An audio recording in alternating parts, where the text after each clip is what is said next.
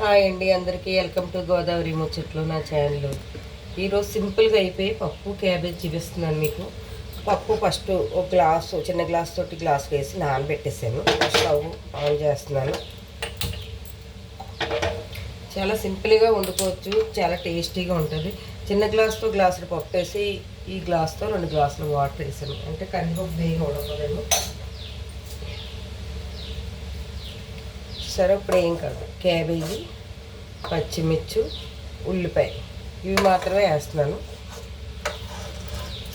ఎందుకంటే మనకి ఇది రైస్లో చారు పెట్టుకోవాలండి. చారు పెట్టుకొని ఇది వండుకుంటే పప్పు క్యాబేజీ బాగుంటుంది. ఇది చపాతీకి కూడా పనిచేస్తుందండి. సాయంత్రానికి మనకి సాయంత్రమే కదా, ఉదయం చేసుకునే వాళ్ళు ఉదయం చేసుకున్నప్పుడు కూడా వండుకోవచ్చు. ఇది ఒక 4 విజిల్ వస్తే సరిపడి.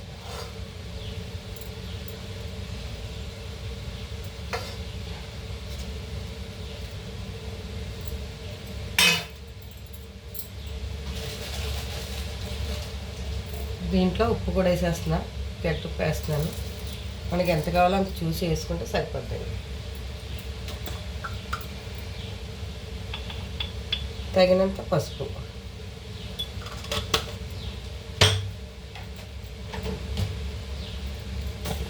ఎందుకంటే కందిపప్పు అడుగున వేస్తాం, ఫస్ట్ క్యాబేజీ ఉల్లిపాయ వేసాం కాబట్టి కారం అది కిందకి దిగదు. కొంచెం కారం వేస్తున్నాయి, ఎందుకంటే క్యాబేజీ కొంచెం చప్పగా ఉంటుంది కాబట్టి. ఒక పావు స్పూన్ కారం. ఇప్పుడు పసుపు, ఉప్పు, కారం అన్నీ వేసాను అందులో.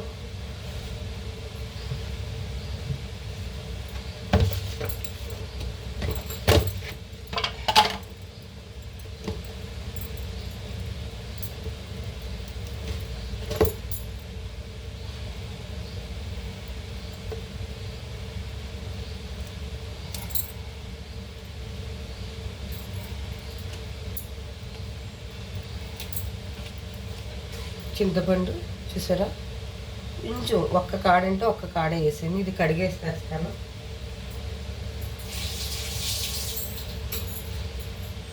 ఇప్పుడు ఇది కూడా వేసాను ఇందులో. ఎక్కువ వేసుకోకూడదండి పప్పు క్యాబేజీలో, చిన్న కాడ అంతే. ఇప్పుడు దీనికి మూత పెట్టేస్తున్నా, ఒక 4 విజిల్ వచ్చేదాకా కూడాను. చాలా సింపుల్గా అయిపోద్దండి, మీ ఇంట్లో కూడా వండుకోవచ్చు పప్పు క్యాబేజీ.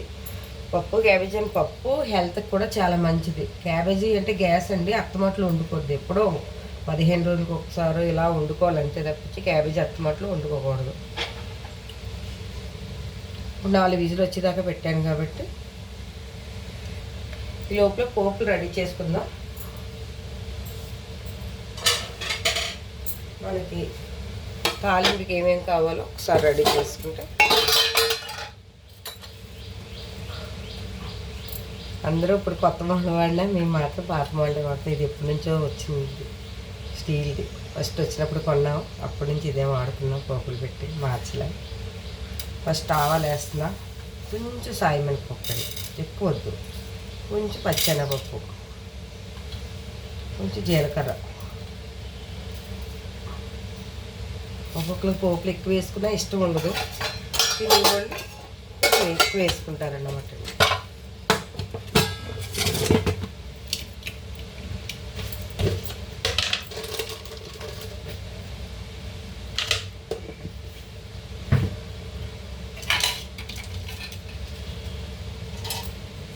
ఎండుమిరకాయలు 4 తీసుకున్నాను.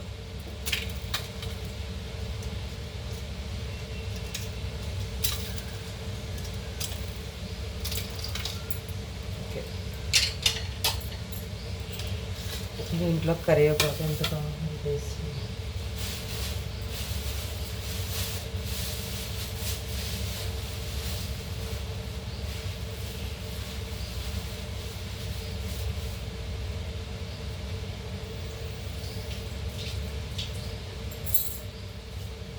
మనం ఏ తాలింపుకైనా సరే అండి, కరివేపాకు కూడా కడుక్కొని శుభ్రంగా వేసుకోవాలి. ఎందుకంటే ఎన్నో చేతులు వస్తాయి మనకు. ఆకుకూరలైనా ఏదైనా సరే వాటర్లో కడుక్కుని వేసుకొని, ఒక్కొక్కరు వద్దకిచ్చి కడుక్కుని వేసేస్తారు. అసలు కడుక్కుని వేయకండి ఎప్పుడు కూడా.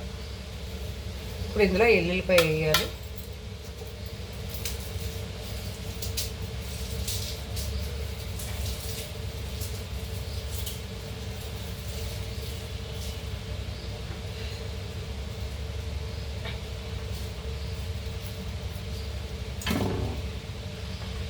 చూసారా, ఎల్లుల్లిపాయ చెదగొట్టుకోవడానికి అంటే చిన్న కలం తెచ్చుకున్నా.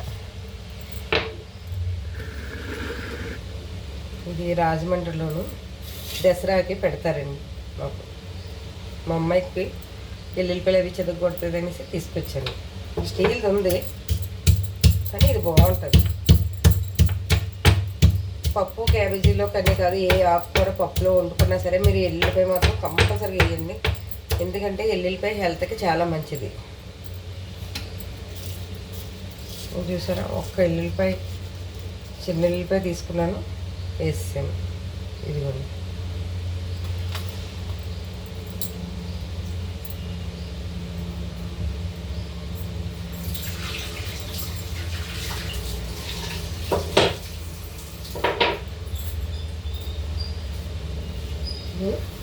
పోపులు కూడా రెడీ చేసుకున్నాను. ఎల్లుల్లిపాయ, కరివేపాకు, ఎండుమిర్చి, జీలకర్ర, ఆవాలు, కొంచెం 2 పలుకులు సాయమినపప్పు, పచ్చెనపప్పు.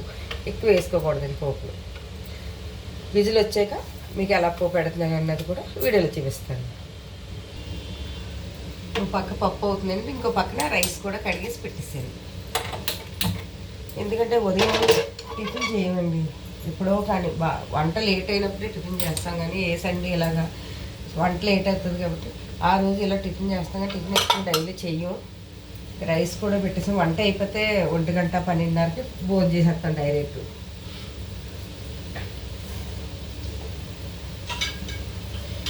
టిఫిన్ చేసాక మళ్ళీ భోజనం చేయాలంటే చేయలేమండి.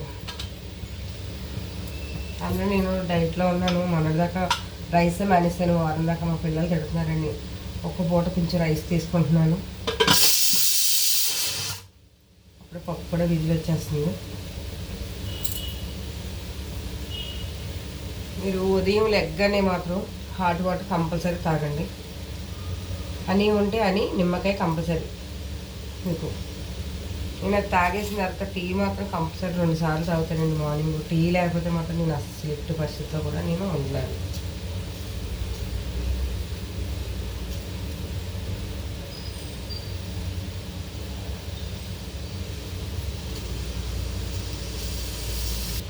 హాయ్ ఫ్రెండ్స్, కుక్కర్ చెప్పాను కదా 4 విజిల్ వస్తుంది.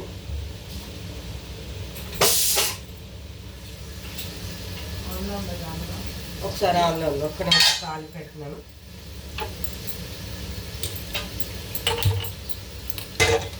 పోపు కూడా పెట్టేస్తున్నా.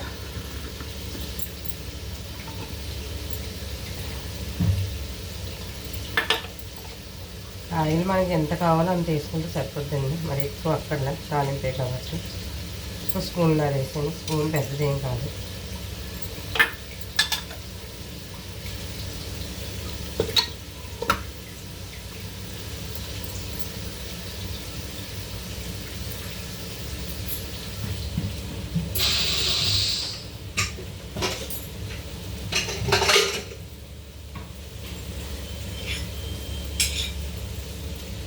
చూసారా, 4 విజిల్కి ఇలా వస్తుంది.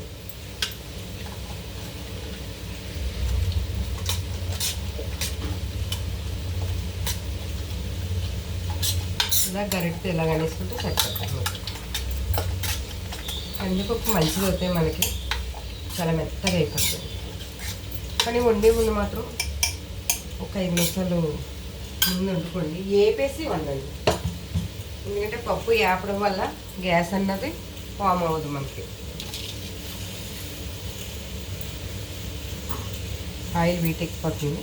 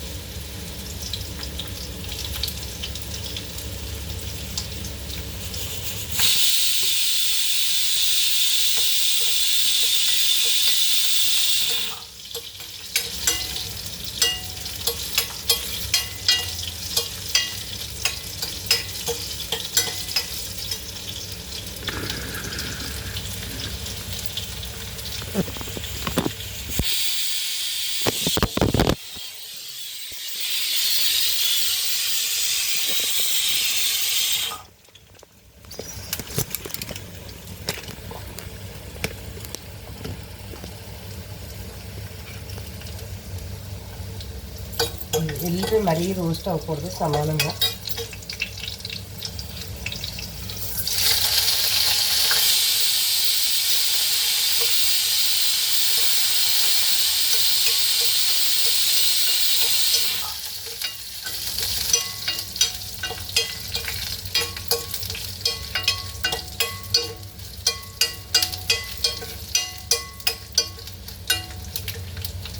ఎండుమిర్చి ముందే వేసేస్తే రోస్ట్ అయితే బ్లాక్ వచ్చేస్తుంది.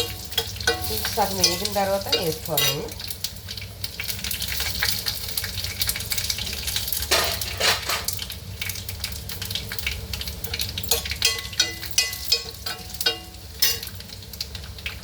పోపులు కూడా దగ్గరికి వేగిపోయి ఇందులో కొంచెం పసుపు, ఎందుకంటే మనం తాలింపు పెట్టినప్పుడు ఏదైనా సరే పప్పు అయినా ఏదైనా సరే కలర్ఫుల్గా ఉంటుంది, బాగుంటుంది. నేను లైట్గా ఇంగు వేస్తున్నాను, ఎక్కువ కాదు, కొంచెం. పోపు అయితే కట్టేసాను. స్టవ్ కట్టేసి మనం పోపు వేసుకోవాలి, లేదా పక్క తీసుకుని పోపు అయినా పెట్టుకోవాలి. ఎందుకంటే ఇదంతా అయిపోద్దండి, వేడి మీద వేస్తామంటే తూలిపోయినట్టు అయిపోద్ది. ఇప్పుడు ఆల్రెడీ పప్పు వేసేస్తున్నా, అయినా వేడి కదండి స్టవ్ అంతా అయిపోయింది. మళ్ళీ ఇప్పుడు తరిగొడ్డ పెట్టాలి. ఈ కళాయి చాలా వీట్ ఎక్కువండి బాబు.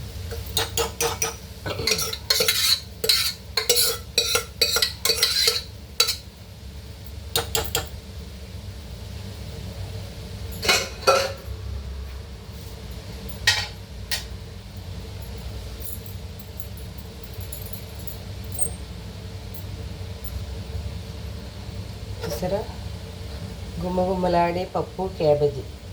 క్యాబేజీ కూడా ఎక్కువ కాదు, గ్లాస్ పప్పు హాఫ్ క్యాబేజీ వేసాను, చిన్న ఫ్లవర్ తీసుకుని. మీ ఇంట్లో కూడా ఇలా వండుకోండి, కమ్మగా ఉంటుంది పప్పు క్యాబేజీ. మీకు చెప్పాను కదా, రైస్లోకి చపాతీకి కూడా చాలా బాగుంటుంది. నేను ఆల్రెడీ చారు కూడా పెట్టేసాను, చూపించలే ఎందుకని ఫస్ట్.